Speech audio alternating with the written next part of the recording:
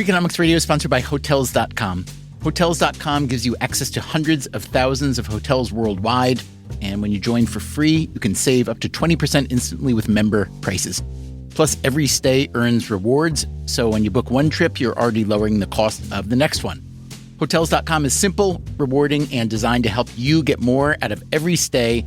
Sign up for free and book today. Hotels.com. It's all in the name. Freakonomics Radio is sponsored by Amica. You know what they say, if you want to go fast, go alone. If you want to go far, go together. So go with Amica and get coverage from a mutual insurer that's built for their customers, one that looks after what's important to you together. Auto, home, life, and more, coverage that fits your unique needs. Amica helps you protect what matters most. Visit amica.com and get a quote today.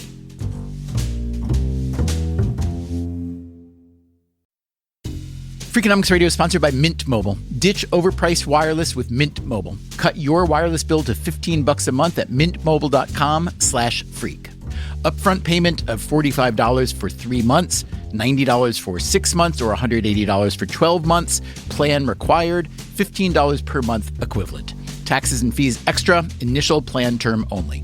Greater than 50 gigabytes may slow when network is busy, includes up to 20 gigabytes hotspot. Capable device required. Availability, speed, and coverage varies. See mintmobile.com.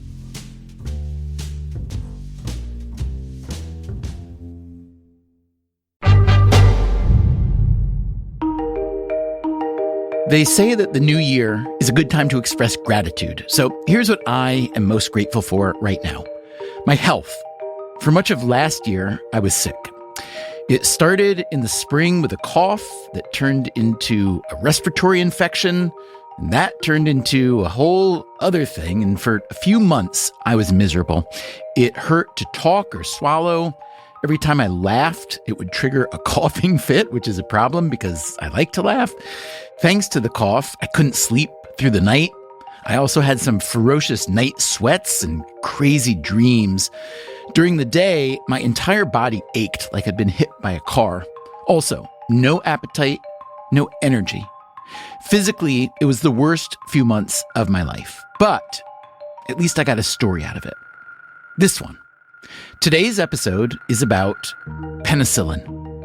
You may remember the famous story of how penicillin was discovered accidentally nearly 100 years ago by Alexander Fleming. This was at St. Mary's Hospital in London.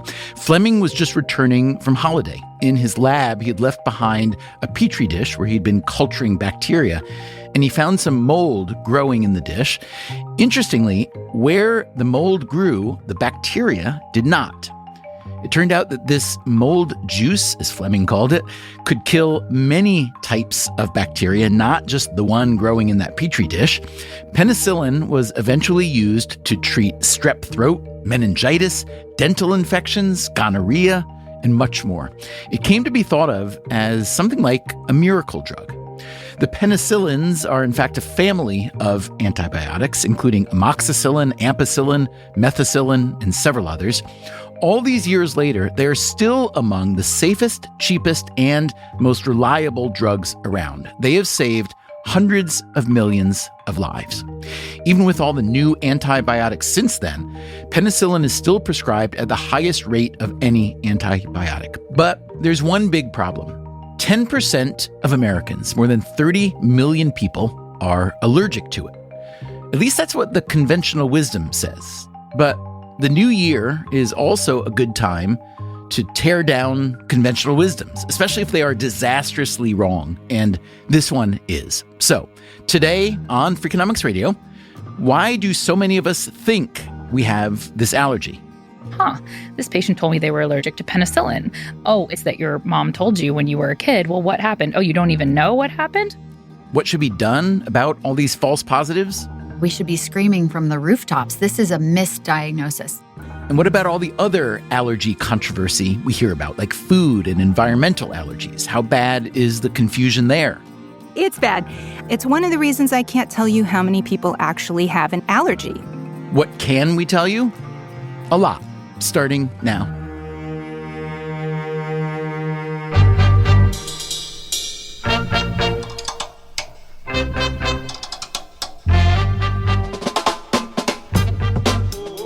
is Freakonomics Radio, the podcast that explores the hidden side of everything, with your host, Stephen Dubner.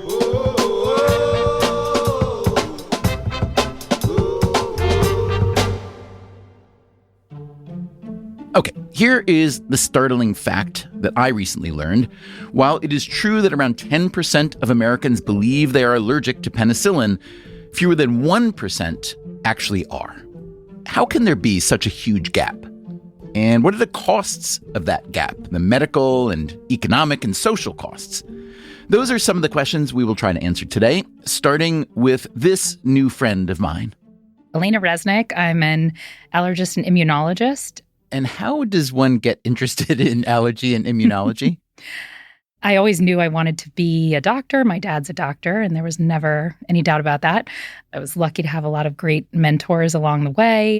My mentor in college, Jerry Groupman, who's up at Harvard, was very instrumental in my choices. I worked in his lab for 4 years, applied to medical school, thought I wanted to be a hematologist oncologist like him, explored that field. And later into my residency, I explored allergy immunology, which has fascinating medicine and amazing potential to make people feel better. Give me a little bit of fascinating medicine. I find almost every branch of medicine pretty fascinating, in part because there's so much mystery still. I mean, as much as we've learned, there's still so much that we don't know. So what was it that really got you hooked there? The immune system in particular is fascinating because we know so little about it. It's so important, right? We need our immune system to protect us from disease and to fight things off. When it goes haywire, we can end up with autoimmune disease, which is where our own antibodies attack us. Or we can end up with allergic disease, which is when different types of antibodies, IgE antibodies, react against substances that are harmless. But if we make antibodies against them, we can run into big trouble. Define IgE for me. IgE is immunoglobulin E. It's an immunoglobulin that's made by B cells. It probably had more of a function evolutionarily in terms of fighting off parasitic disease, et cetera. It certainly was not evolutionarily made to react to peanuts and pollens, but we don't know why. In some people, those types of antibodies are made that are specific against harmless substances.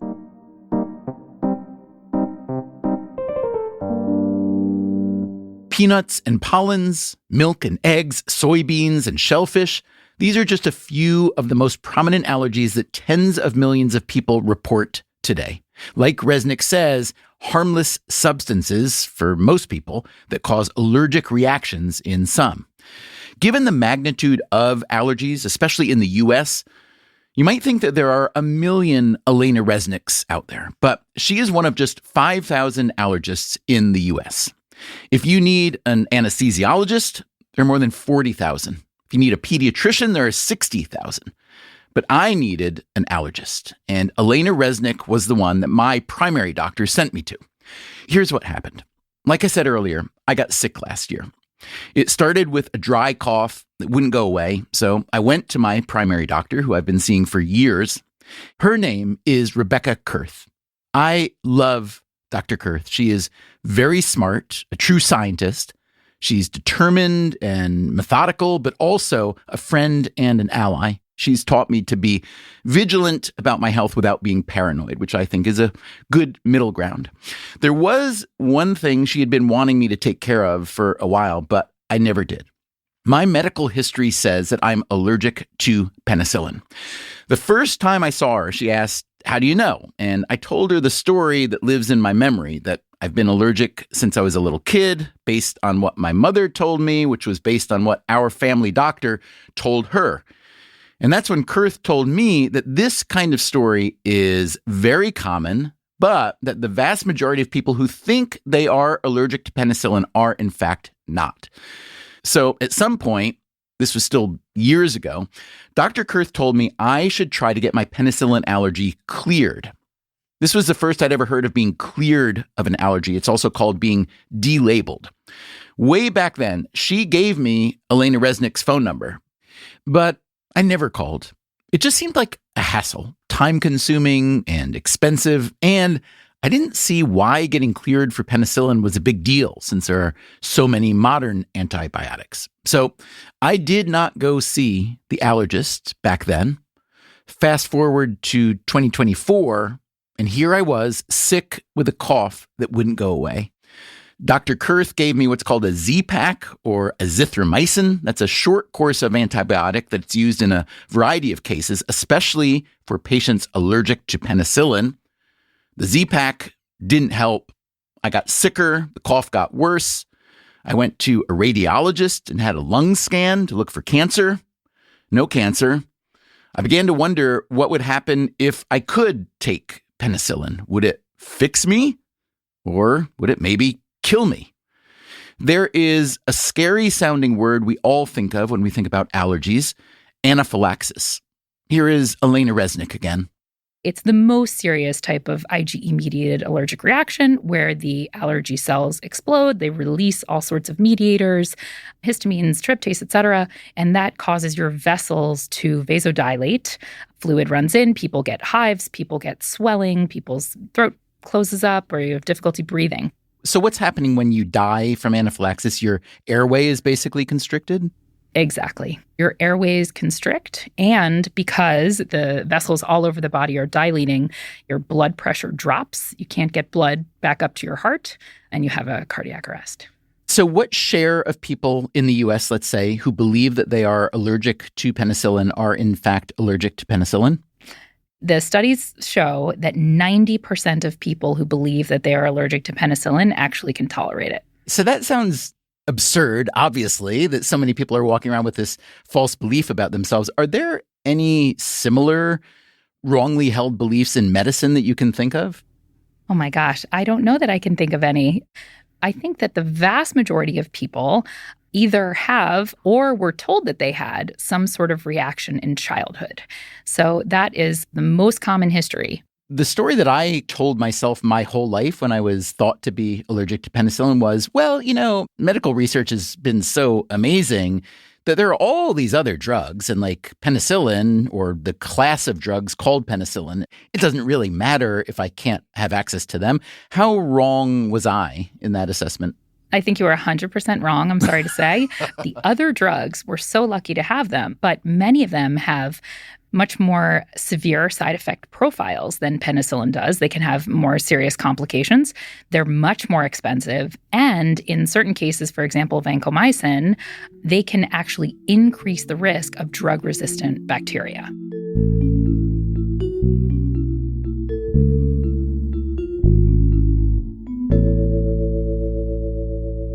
So you can see the problem here. A lot of people who would benefit from penicillin think they are allergic to it and that they might die if they take it. The vast majority of them are not allergic, but many of them don't even think to get cleared, and doing so takes some effort. It starts with what's called a prick test. Elena Resnick again. How do we do that? So every good experiment has a control, and the controls that we use are saline, which is salt water. Nobody's allergic to that. And histamine, which is the body's allergic chemical. So we prick you, and when I say prick, I mean we clean off the forearm, and then we use tiny needles to introduce just under the surface of the skin saline, histamine, and our penicillin reagents. So it's 4 small pricks under the surface of the skin. So you're not giving me enough to hurt me if I am allergic? Exactly. But if I am allergic, then what happens? If you are allergic, we would expect that where we pricked you with the saline, nothing would happen. Where we pricked you with the histamine, you'll get a red, itchy bump. And where we prick you with the penicillin, you will also get a red, itchy bump. That's considered a positive test. We say you've tested positive for penicillin allergy. That's it. Go home. Continue to avoid penicillins. If it's negative, we go on and do the intradermal test, which hurts a little bit more. We're using the same reagents, and we're putting them just under the surface of the skin. And again, we look to see, do those bumps get any bigger during the waiting period? And we're comparing them again against saline. If that test is positive, again, you go home. That's it. You're allergic. But if that test is negative, we now have a skin prick and intradermal tests that are both negative, and the studies show that in those cases, it's 95% likely that you'll then pass a penicillin challenge. I think in real life, it's probably much, much higher than that. But we go ahead and we do an oral challenge, which is just what it sounds. We give you a dose of a penicillin. We use amoxicillin, which is a common oral penicillin. We give you that dose. We have you wait in the office for about 2 hours just to make sure that you're fine. And that's the gold standard, right? Tests are tests. But if you take the medication and you're fine, then we know you're not allergic. This clearing process that Dr. Resnick just described, that's what I did in her office a few months ago. I did the skin prick test. I did the intradermal test, both negative. And then at a later visit, I took a dose of penicillin and I waited in her office for a couple hours to see if I had an allergic response. I did not. I could now definitively say that I am not allergic to penicillin, probably never was, although it is true that some people grow out of allergies over time, just as some people grow into them. But whatever childhood rash or temperature spike had led our family doctor to declare me allergic to the penicillin he gave me was likely due to something else, perhaps a viral infection rather than a bacterial one. So now I could take penicillin if I needed it, and it appeared I might because my illness had deepened. I went back to Dr. Kurth's office for another round of tests, and we turned up some interesting evidence this time. By now, I had something called non-group A strep throat, which seemed to be responsible for some of my symptoms, but I also had thyroiditis, an inflamed thyroid gland. This was the first time in my life I'd ever thought about my thyroid gland. I didn't even know where it is. It turns out it's in the front of the neck, and it's shaped like a butterfly. It is also a quiet superstar of the immune system. The thyroid produces hormones that help regulate everything from brain and muscle function to body temperature and heart rate. It can also pitch in when your immune system is already under attack. And that's probably what happened to me. The strep got so bad that the thyroid marched in like some auxiliary army, but without any specific orders, it just started shooting out hormones. So I was a mess, but I was no longer allergic to penicillin.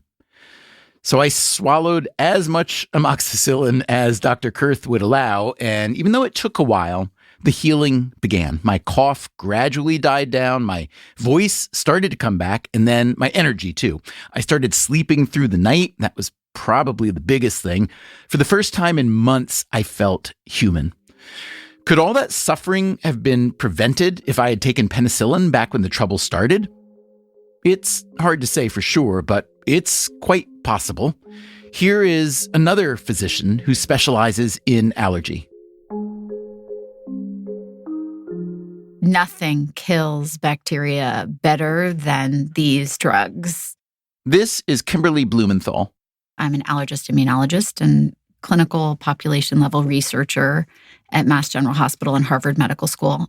Blumenthal has written dozens of papers about penicillins, not just about the allergy confusion, but about their effectiveness. If your infection is sensitive to these drugs, they are the best drugs out there. From an adverse effect profile, they're also much more benign than other antibiotics. Unless you happen to be allergic. Unless you happen to be allergic.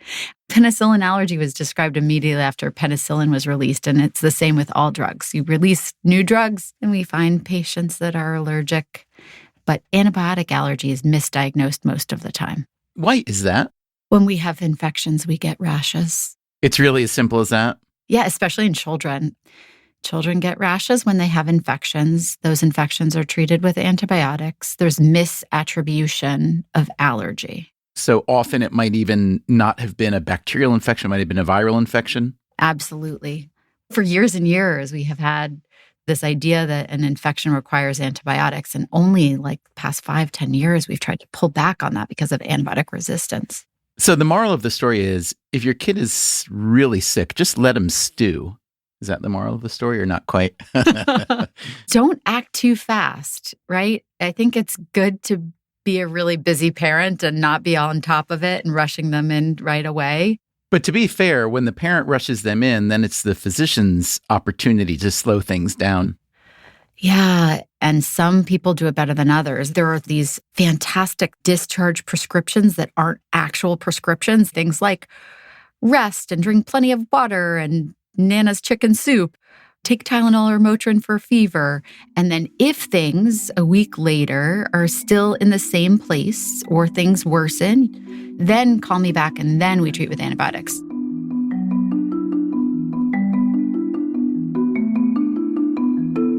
When Blumenthal was in medical school, she became fascinated by the idea that two patients with the same infection could have entirely different outcomes depending on how they were treated. I really was drawn to the idea of how important the choice of what drug was the key decision. What drug is right for this patient? I pretty immediately realized that regardless of what non-specific garbage was listed on the allergy list, it really changed care. And I just got totally distracted as to does it need to change care? Why is there a two-tier system? If you have an allergy, you treat with this, but everyone else who doesn't have an allergy gets this. I realized that what we were calling allergy was mostly side effects. So if we're drawing a kind of SAT style analogy, and penicillin is to these bacterial infections as a hammer is to a nail, let's say. It's the right tool for the right moment.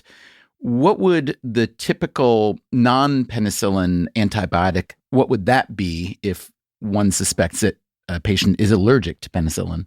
Something way too big to hammer in the nail, some sort of mallet is I don't do tools and hardware. Would it be like a leg of lamb, perhaps? Sure. Maybe could get the job done, but by kind of making a mess. So talk about your own practice as a clinician and tell me roughly, if you can, how many people have you tested over your career who thought they were allergic to penicillin and what share of them actually were? If I were to see something like 5 patients for this a week myself, and I've been doing it for over a decade, we're near 3,000 patients. I've seen probably 20 allergic. And when you say you've seen 3,000, those are 3,000 who are suspected of being penicillin allergic?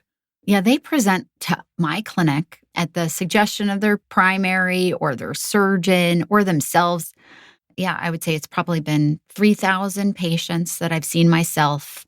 I know and remember 2 severe reactions. That's it. The rest have been rashes.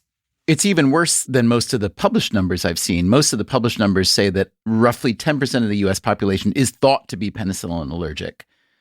But of that 10%, roughly 90% are not. According to you, it sounds like it's more like 99% that are not. 99 in my practice. Can you think about another area of medicine where that rate of false positives exists? No, and this is why we should be screaming from the rooftops is misdiagnosis. This is a misdiagnosis. Everyone has something on their chart that's wrong, and nobody is screaming about taking it off. We reconcile medicines every visit. I'm taking this, I'm not taking this. We try to take care to make sure what is in the chart is correct. This is something that is not ever addressed and is incorrect in the majority of people. Coming up after the break, we take a look at misdiagnosis around food allergies. He used to fight with people to get them to recognize that their issue is food allergy, and now he fights with people to get them to recognize that their issue is not food allergy. I'm Stephen Dubner. This is Freakonomics Radio. We'll be right back. At Edward Jones, we believe rich is more than caring about the latest and greatest. It's also taking care of what gives your life meaning. That's why your dedicated financial advisor meets you where you are with personalized financial strategies that help protect what matters so you can preserve your progress while creating a path forward.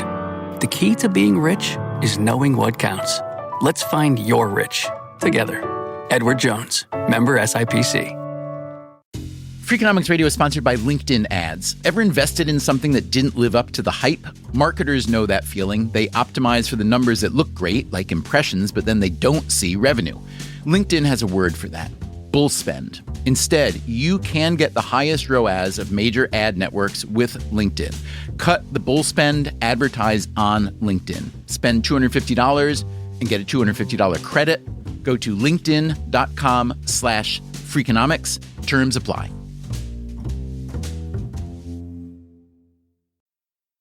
Freakonomics Radio is sponsored by PNC Bank. Boring, great word, bad rep. Yet time and time again here at Freakonomics, we find that when something culture-changing happens, boring things like calculations and careful planning are usually behind it. Which begs the question, why not apply it to other aspects of life, like banking, for example? Well, PNC Bank did since its inception, proving time and again that the best banking strategy isn't the exciting type, but the steady, reliable, definitely not YOLO type. PNC Bank, brilliantly boring since 1865. Brilliantly boring since 1865 is a registered mark of the PNC Financial Services Group, Inc. PNC Bank, National Association, member FDIC.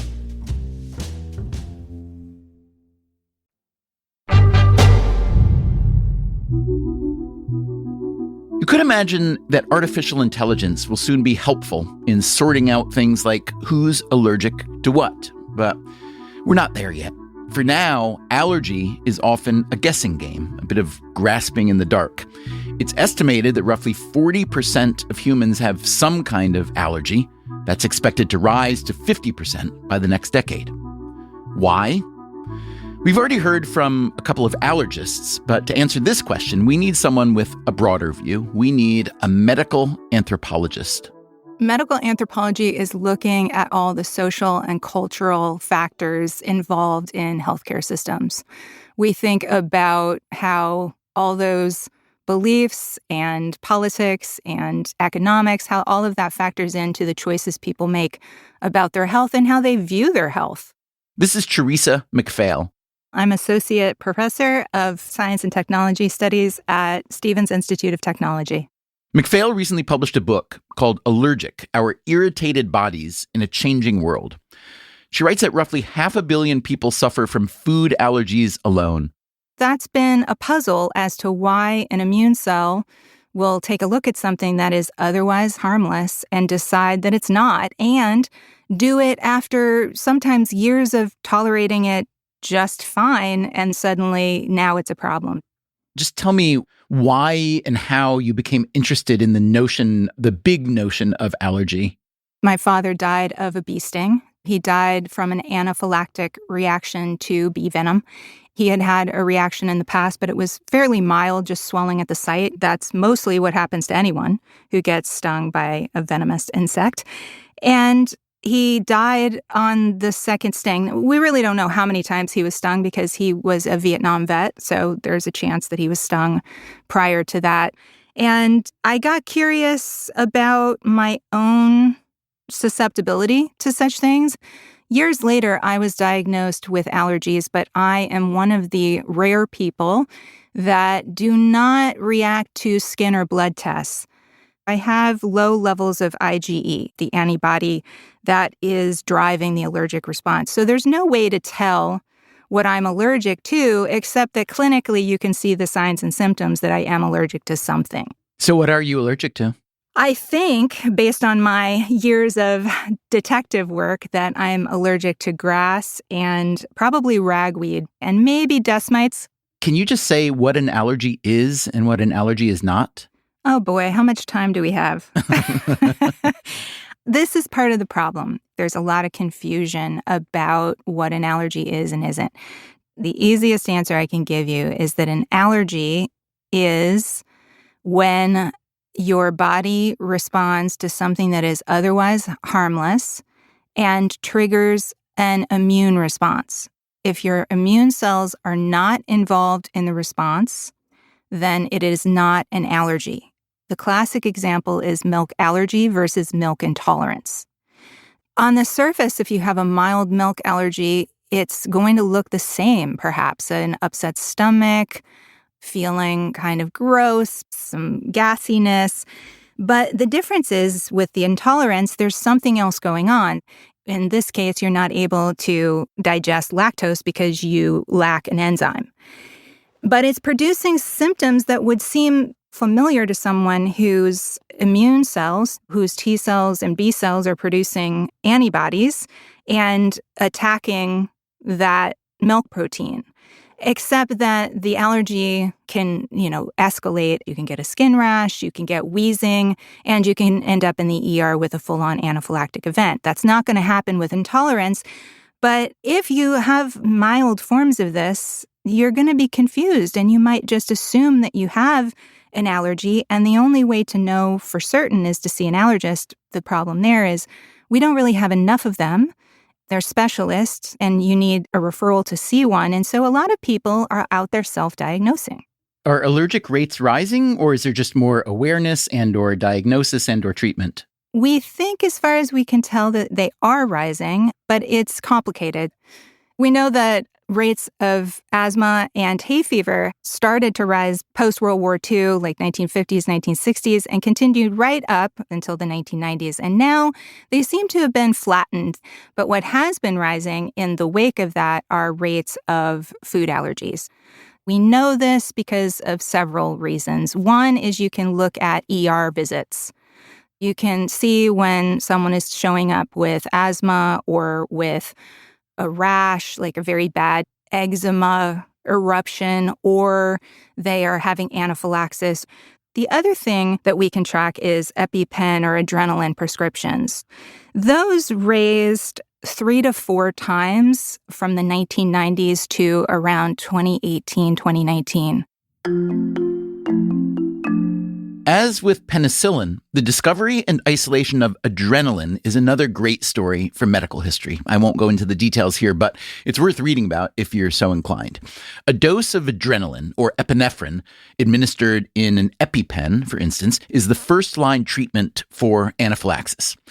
When Teresa McPhail cites the huge spike in EpiPen prescriptions as evidence of a huge spike in allergies, well, she also points out that much of the demand was driven by the supplier. Mylan Pharmaceuticals marketed the EpiPen aggressively across many channels. Over one 10-year period, McPhail writes, they hired more lobbyists than any other U.S. company. This led to a relabeling of the drug by the FDA, which made more people eligible to take it. Mylan also lobbied state legislators as a means to get more EpiPens into schools. They also partnered with Disney to produce children's books about allergy sufferers. So, how big is the allergy market? The global market for epinephrine is about $2 billion a year, with 60% of that sold in the U.S. If you look at hay fever, one recent study put the cost of treating Americans at over $4 billion a year, more than $1 billion of which goes to medication.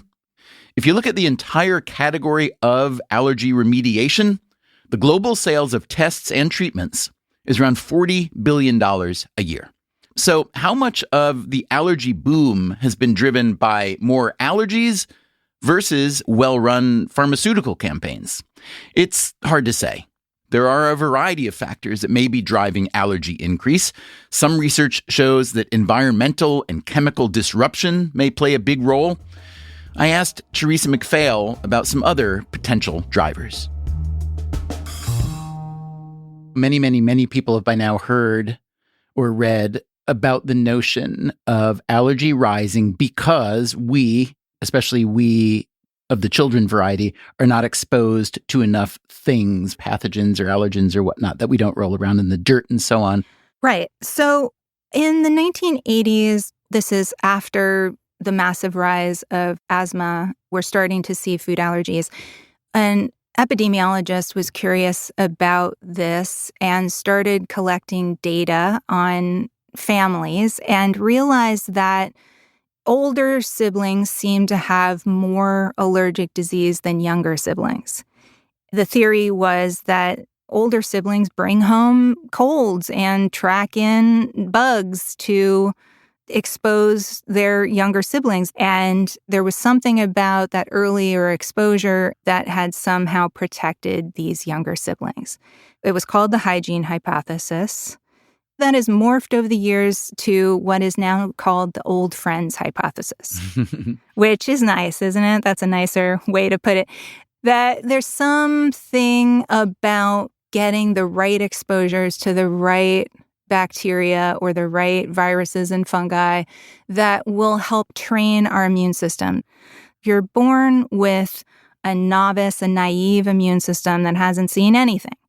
And you're born with an innate immune system, which means there are things online from the very beginning that just act as a brute force response to anything that threatens the individual. And then you have an adaptive immune system, which involve your T cells and your B cells and your antibodies that remember the things that you've been exposed to. And so the theory is those have to be trained.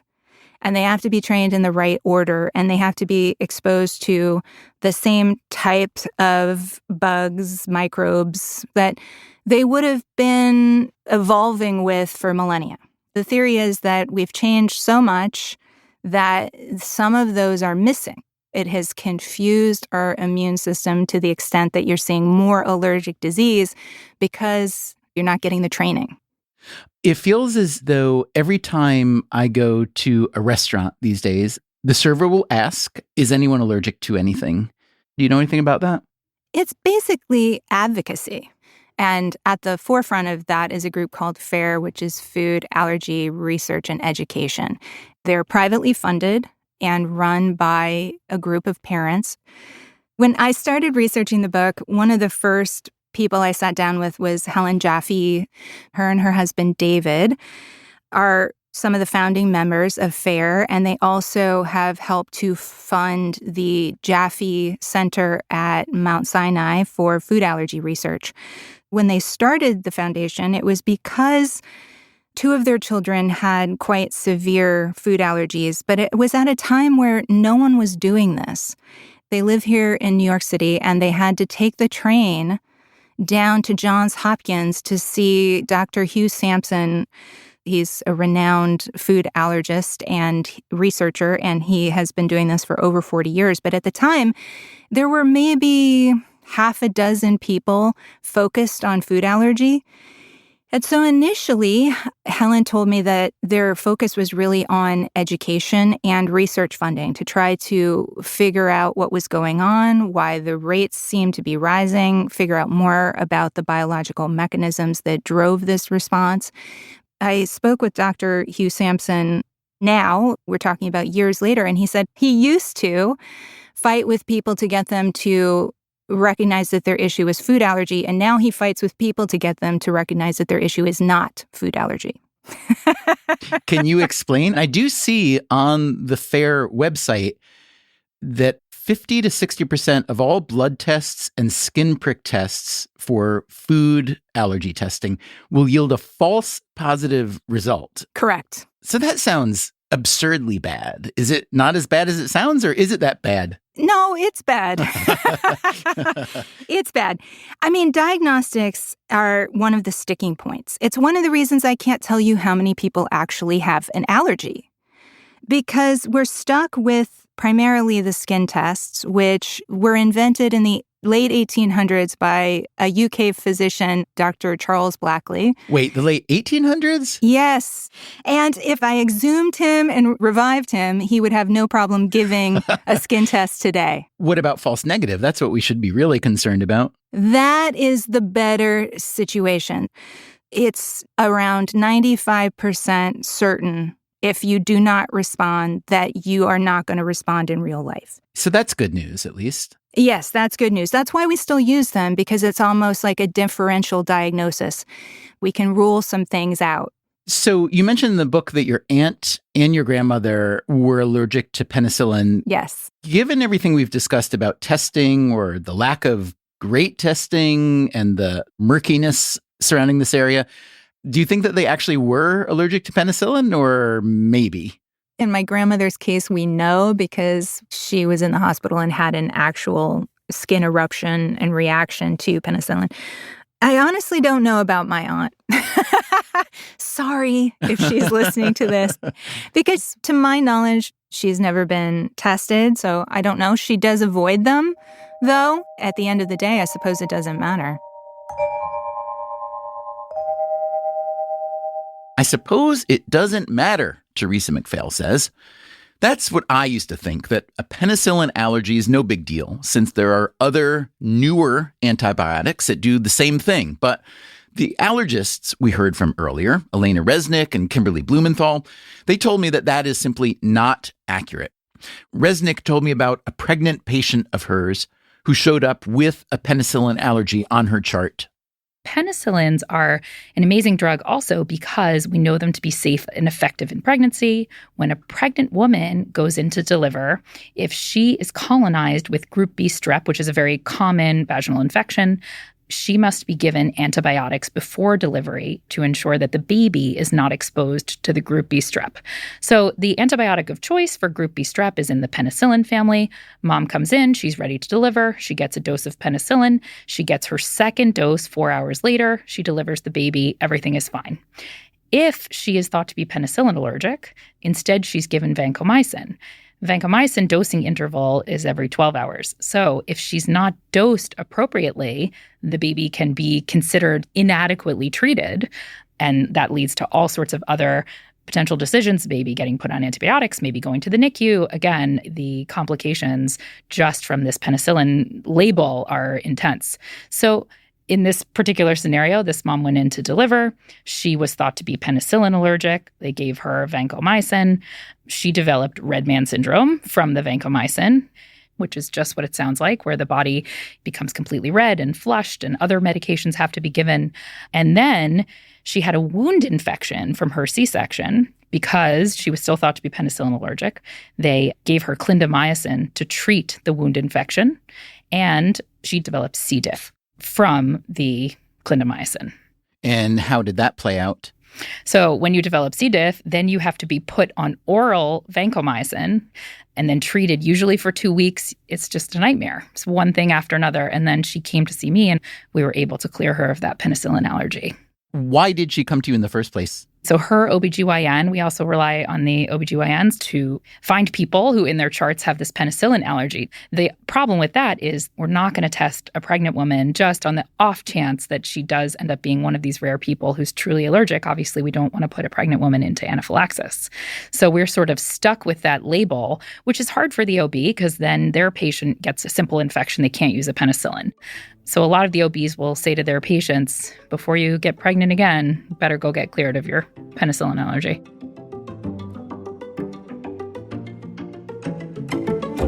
The fact is that a mislabeled penicillin allergy, and as we've established, the vast majority of penicillin allergies are mislabeled. This is a serious thing. The risk of post-surgical infection is much higher. So are your chances of dying. Kimberly Blumenthal from Mass General Harvard published a study comparing the long-term outcomes of 60,000 patients with a penicillin allergy in their medical record versus more than 200,000 patients without. We did an all-cause mortality study in a very nicely controlled observational study. 14% increased all-cause mortality. If you have... Wait a minute. If being labeled penicillin allergic is producing that many more deaths, what exactly are the adverse outcomes that you're avoiding if you're able to take penicillin? There's avoiding antibiotic resistance, C. diff colitis, avoiding too long of hospital stays, avoiding surgical infections if you had needed an operation. And then there's avoiding other adverse events that result from a choice of antibiotic that's just more toxic and by its nature caused more renal failure or caused more diarrhea or whatnot. This may be impossible to say, but let's say there are two observationally equivalent patients. Let's say me, and let's say I have a twin, okay? And one of us has been labeled penicillin allergic, the other hasn't. We have the same medical problem come up. I'll let you pick the problem. One of us receives a penicillin drug, the other is not eligible to do so. Even if his allergy isn't real, we think it's real. How would you think about comparing the medical and economic outcomes of person A and person B?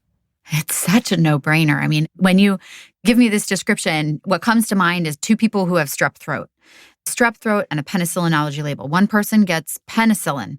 That's indicated for penicillin. Strep throat goes away, no long-term sequelae. They're fine. It was cheap.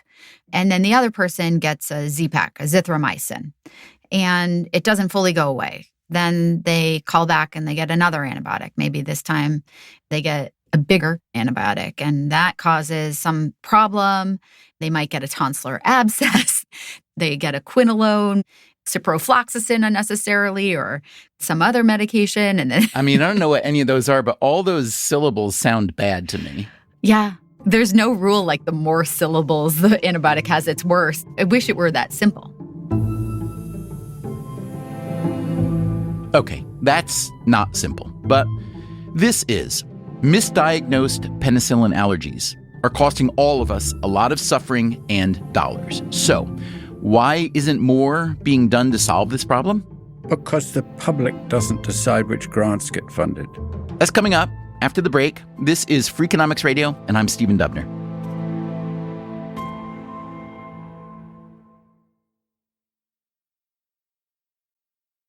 Freakonomics Radio is sponsored by Figure. Did you know that 40% of homeowners own their home outright? If that's you, don't let your equity sit idle. Tap it with a home equity line of credit. Figure, the #1 non-bank HELOC lender in the U.S., helps tap equity you've built in your home so you can do things like tackle a renovation or pay down debt.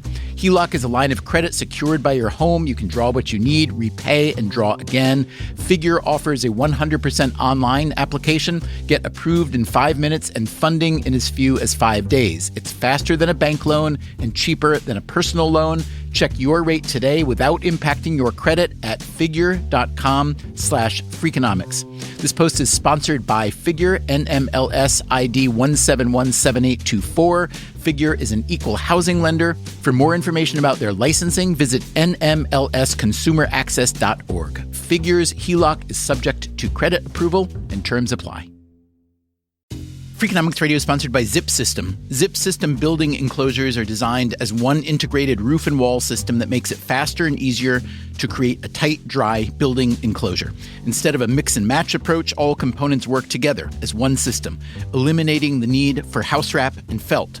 Because they keep your build protected against weather starting from day one, that means fewer steps and less opportunities for delays. Explore their family of products and learn more at zipsystem.com.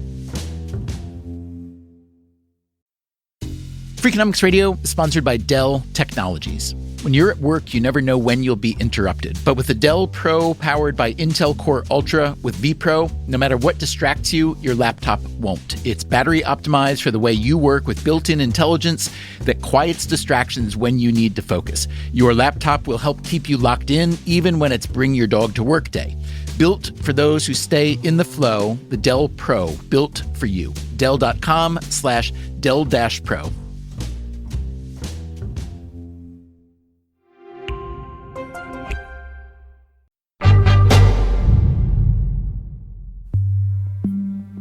Once you know about the benefits of penicillin and how millions of people wrongly believe they are allergic, you can't help but think about the costs of this misdiagnosis. Not just the bad health outcomes and the complications, but the financial costs too.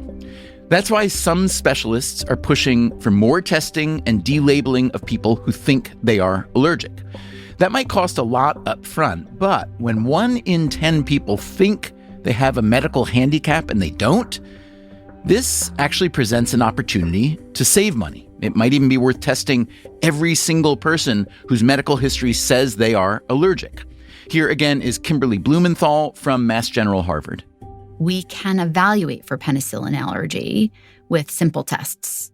And these simple tests need to be delivered to that 10% of America and reimbursed appropriately and taught to a non-specialist workforce.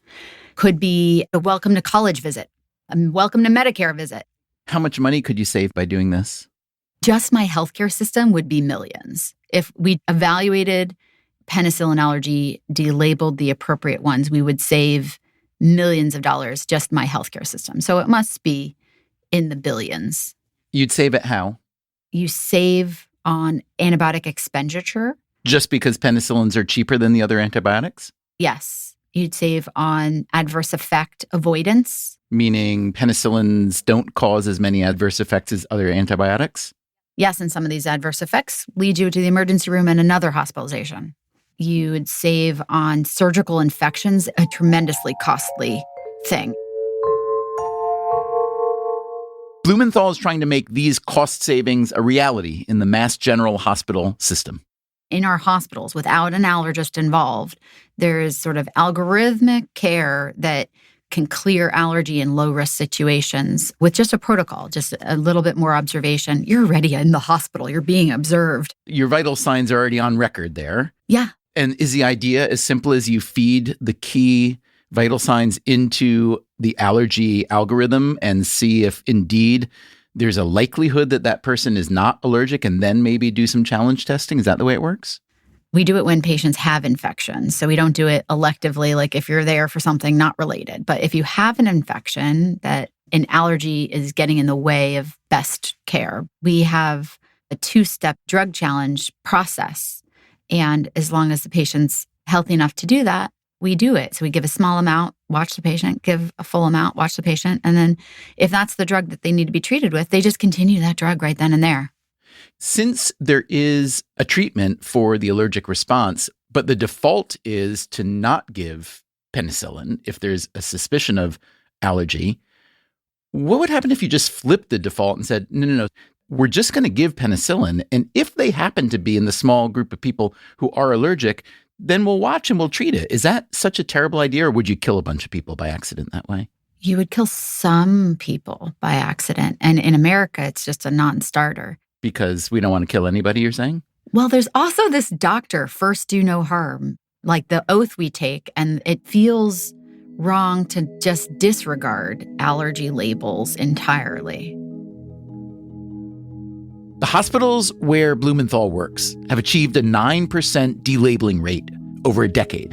The national delabeling rate is less than 1%. There's something interesting to notice about Blumenthal's approach. Many specialists in many industries are always trying to grow their leverage to become ever more powerful gatekeepers. Blumenthal is moving in the opposite direction. She wants to shift leverage away from the allergists in order to help more patients. This would happen through better technology, better training, and better regulation. In some states, pharmacists are now allowed to perform the skin tests for penicillin allergy. Last year, a Republican congressman with Democratic support introduced the PAVE Act, that stands for Penicillin Allergy Verification and Evaluation. It would fold allergy awareness into annual wellness visits and the preventive Welcome to Medicare visits that Blumenthal mentioned earlier. So that all sounds good, but let's not get too excited. Overall, the false positive problem in penicillin is underexamined and underfunded. I can tell you with confidence that I was the first penicillin allergy grant that the NIH funded in 30 years. Whose area is it? Is it infectious disease? Is it allergy? It's multidisciplinary. Is it surgery? Is it obstetrics? Because penicillins are used by everybody. Dentists. It was very hard to know who takes ownership of something that crosses every single discipline. When disciplines cross, disciplines compete. Given the cost of medical research, these can be multi-billion-dollar competitions. There's a pecking order in medicine. This is Thomas Platts-Mills. I'm a professor of medicine at the University of Virginia, and I've been studying allergic disease for a long time. And where does allergic disease fall in the pecking order of medical research? It's actually much worse than anything you imagine. Neurosurgeons are at the top, cardiac surgeons, and all these people fight with each other, but they know that at the bottom there are dermatologists and psychiatrists and allergists. I got very little from the university, a little bit in the first few years, but then basically in the last years, nothing. We've always had to get our own money, and I was getting NIH money, and the NIH has been very generous. This last time, I actually got a 1 on a grant. It actually means you're in the top 1%. And then I got a merit award, and the merit award is absolutely wonderful because from 18 to 28, I'm funded by the NIH, 10 years instead of 5. Tick bite research is hot. Platts-Mills is a giant in the field of allergy research. Some of his early work was on the connection between asthma and dust mites. More recently, he and his team have found that getting bitten by the Lone Star tick can trigger an allergy to a sugar molecule called alpha-gal, which is found in the blood of mammals, which means the tick bite can therefore render a person allergic to red meat. As Platts-Mills said, tick bite research is hot. The Congress voted $100 million for it so that we can get tick bite-related grants for different aspects of our research, and that's been tremendously helpful. Why do you think ticks are such a good selling point for voters, Congress, et cetera? Just because it's relatable? Oh, come on. God had finished making the earth, and then the devil reached over and sprinkled ticks all over it. You know that. No, ticks are very interesting. The deer are absolutely infested with ticks. It is not unusual for hunters to shoot one of our deer and find the thing with so many ticks they couldn't possibly count them. When you were embarking on the research about the alpha-gal red meat allergy related to ticks, did your colleagues think or maybe even say that you were bonkers? They always say I'm bonkers. No, I've got away with murder several times. My father taught us that if we think A and the rest of the world thinks B, that is formal proof that A is correct. Being educated in an environment like that is really extraordinary. It does strike me, and I'd love you to tell me if I'm wrong, but my sense is that when it comes to allergy, the pharmaceutical side of the equation is doing very well. There's a lot of money being made selling treatments that may or may not work. But on the research and the public health side of the equation, plainly not nearly as robust. And I'm curious why it would be in a case where, if you think of just supply and demand, there's plainly a lot of demand for allergy remediation and so on. The public would like to know more, to suffer less, and so on. If the split I'm describing is accurate, why do you think there is such a big split? Because the public doesn't decide which grants get funded. The trouble is that the drug companies are so powerful and they advertise so much that people just get the idea that that's what it is. And actually, the guidelines are warped. I've been on a guideline panel for asthma where we were told that we should focus on large controlled trials published in the last 5 years. Well, that basically means drug studies. The number of large controlled trials of tick avoidance that are being done is zero. No one could afford to do them. Companies have a lot of money and they do big, well-controlled trials, some of which are really important, but many of which are me too, or trying a new drug which is a very tiny variant of the previous. It's much more important to try and understand what's happened. I've written a history of food allergy, and there are 3 forms of food allergy, which are peanut and the other allergens that cause immediate hypersensitivity, eosinophilic esophagitis, and the alpha-gal syndrome. And why I pull those apart is because they're mechanistically completely different, causally different, and the reasons why they've increased are different. Peanut is probably ridiculous washing of the skin with detergents. EOE, we've just published a hypothesis that the processing of milk is a major part of that. Instead of pasteurizing milk at 84 degrees centigrade, all the milk you drink is heated to 135 degrees centigrade. It's dead, and it's homogenized, which means the particles are all changed, so they're much smaller, and we say weaponized to immunize the esophagus. And the third one, the alpha-gal syndrome, we believe is primarily due to the loss of dogs in the suburban areas. What happened in the early 80s is leash laws, and now the dogs can't get together to drive the deer out. And so we all have a herd of deer on our lawn, and the deer are covered with ticks. This connection that Platts-Mills has drawn between leash laws and a boom in the tick population is not his only unusual theory. I was very well known in the 70s for saying that television had had a major effect on asthma. We published a paper in which we showed that if people watched a screen, they took less deep breaths. if they're reading a book, they still breathe normally. If your child is watching television and you touch their shoulder, they actually jump slightly because they're in a trance. They're not unconscious, they're not asleep, but they're in a trance. And during that time, the hypothesis was that that prevents their breathing and that deep breaths are a better bronchodilator than albuterol. What's happened since then, if you want something really silly, is the children are no longer watching television because they've got cell phones. And the cell phones don't put them into a trance. And asthma has actually become less of a problem. The asthma doctors will be horrified if they hear anyone suggesting that asthma is anything but the total problem. But actually, peanut allergy has become more of a problem than asthma.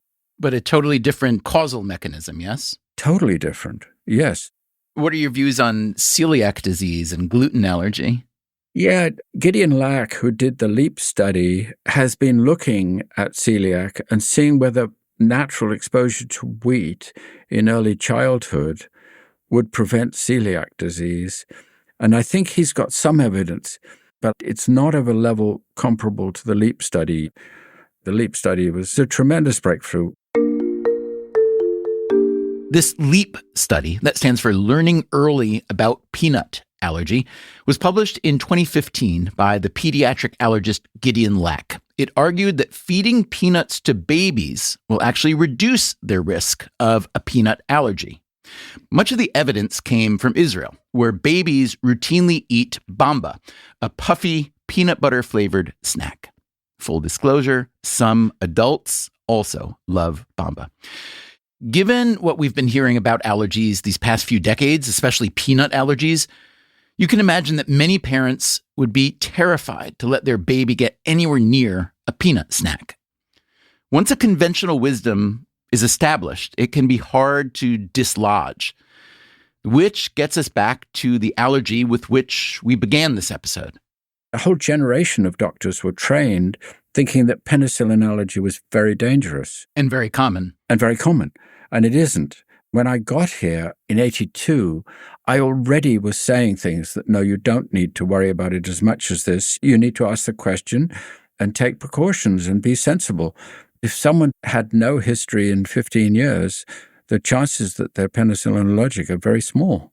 So what are some solutions? Can you talk about clearing people of penicillin allergy, for instance? By the way, the reason we're doing this episode is this is something that happened with me. I was told as a child I was allergic to penicillin. I avoided it for approximately 50 years. My current doctor, she said, we should test. So I did. And you were negative.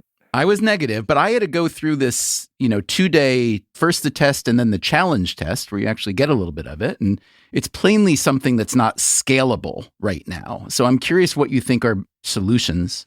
I'm wagging my head. People have been trying for a long time. I can't tell you how many of the residents who apply for our fellowship have been doing a study on delabeling penicillin. So this is not something that people are ignoring.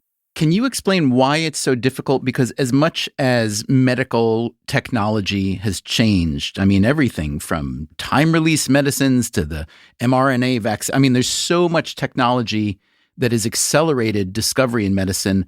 Why is it so hard in this case to come up with a, let's say, cheaper, faster, more scalable way to clear people? Well, there's quite a lot of literature that says you can't quite rely on a blood test. And that's what we should have, is a simple blood test for IgE to penicillin that absolutely solves the problem.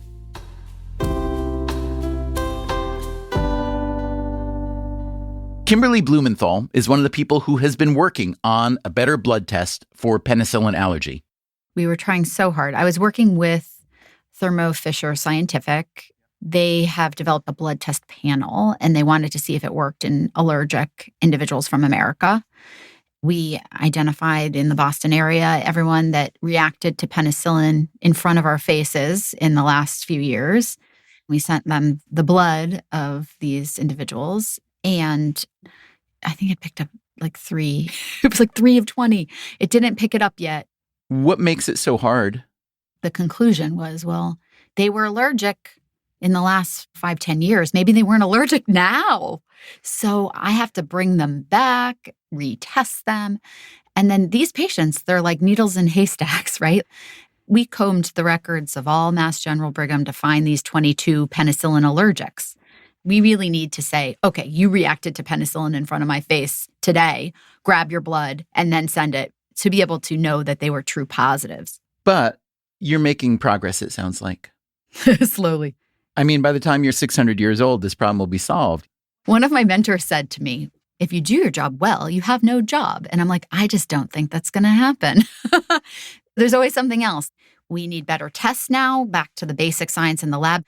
And then on the population level, we're thinking about implementing penicillin allergy evaluation in primary care. We just created a measure of delabeled patients in our healthcare system. And even just now that I can measure it in this clinic and that clinic, and I can see what types of interventions move the needle towards a higher percentage of delabeled patients.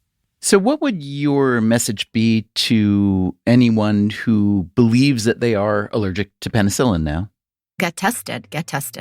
If we were to jump ahead 20, 30, 50 years or something, I would imagine that given the benefits of gene sequencing and machine learning and artificial intelligence, that it would be pretty simple at birth to either understand everything that a given person might be susceptible to allergy-wise or just correct it. I think it's possible, and it's also possible that we could alter our drugs to be less allergenic. How would you do that? Oh, goodness. We'd have to know what metabolite of the drug is forming bonds in our body to make the allergen. And so it requires a lot of combined intelligence from different people. I realize, though, as I ask that question, that it's a little touchy for you because I'd be putting you out of business. You okay with that? Yeah, I would stop happy. If we have some sort of way that like everybody knows if they can or cannot have penicillin or any drug, or they're going to be allergic or not, if we were able to correct the 30 million mislabels in just America, I'm happy. I'm retired. And you just open a florist shop or something like that and be okay? I do like floral design. Well, there you go. I would like to thank Kimberly Blumenthal for the good conversation today, as well as Thomas Platts-Mills, Teresa McPhail, and Elena Resnick. Thanks also to Dr. Resnick for clearing my stupid penicillin allergy label. And thanks to Becky Kurth, Dr. Deb Jones, Dr. Lainey Hurst, and all the other medical professionals who helped turn me from a bone-tired coughing machine back into me. I am grateful. Making this episode was a good reminder of how much I love physicians, their drive, their curiosity, their willingness to admit what they don't know yet, and then to work ridiculously hard to find out more. Coming up next time on the show, there is another group of professionals out there who may not be quite as beloved as doctors. Their professional association has been described as somewhere between a monopoly and a mafia. Yeah, I take great offense at that characterization. The National Association of Realtors was recently sued for conspiring to inflate agent commissions. It's just hard not to say that, man, these prices just seem way higher than they need to be to get the job done. That's next time on the show. And remember, our episodes now come out on Friday morning, East Coast time. Until then, take care of yourself. And if you can, someone else too. Freakonomics Radio is produced by Stitcher and Renbud Radio. You can find our entire archive on any podcast app, also at Freakonomics.com, where we publish transcripts and show notes. This episode was produced by Dalvin Aboagi. The Freakonomics Radio Network staff also includes Alina Kuhlman, Augusta Chapman, Eleanor Osborne, Ellen Frankman, Elsa Hernandez, Gabriel Roth, Greg Rippin, Jasmine Klinger, Jason Gambrell, Jeremy Johnston, John Schnarrs, Lyric Bowditch, Morgan Levy, Neil Carruth, Sarah Lilly, Teo Jacobs, and Zach Lipinski. Our theme song is Mr. Fortune by the Hitchhikers, and our composer is Luis Guerra. As always, thank you for listening. Is that Far Side? Far Side. It sounds like you spend as much time with comics as you spend in the lab. Of course that's true.